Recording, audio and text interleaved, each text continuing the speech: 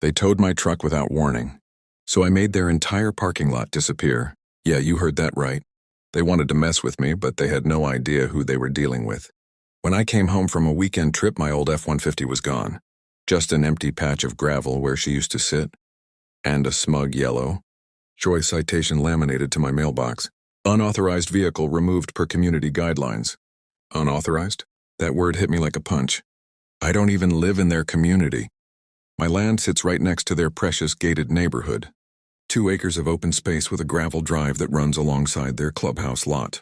Apparently, the sight of my old truck was too ugly for their perfect little world.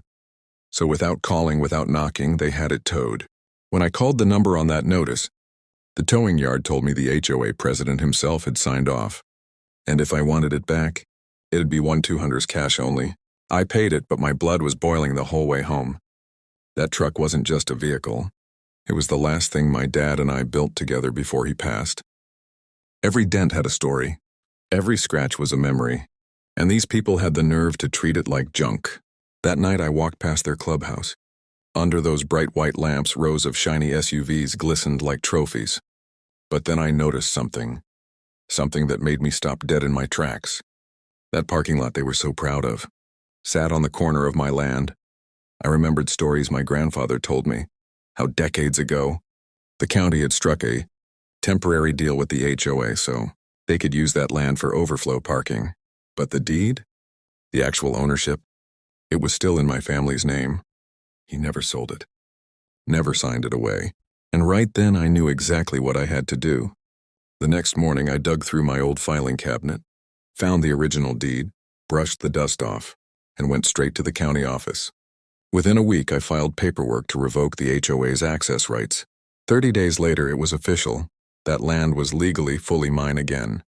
So on a Friday evening, just after their last car pulled out, I brought in a crew with fencing, posts, and big red warning signs. By sunrise, the entire parking lot was sealed off with a shiny new chain-link fence. Private property, no parking. Violators will be towed. Oh, the irony. Saturday morning, chaos. Residents were circling like vultures. No spots left for their brunches or tennis matches. The HOA board was in full meltdown mode. Then the call came. "You can't do this." The HOA president, Philip, barked over the phone. "Oh, but I can," I said, holding the deed in my hand. "And I will, as until you repay me every cent you owe, plus damages for harassment." They tried bluffing with lawyers. I reminded them they were the ones who trespassed. They built their precious lot on land that wasn't even theirs. By the end of the week, they folded. The HOA cut me a check for $10,000, nearly 10 times what they took. They begged me to lease the lot back to them. I just smiled and said no thanks.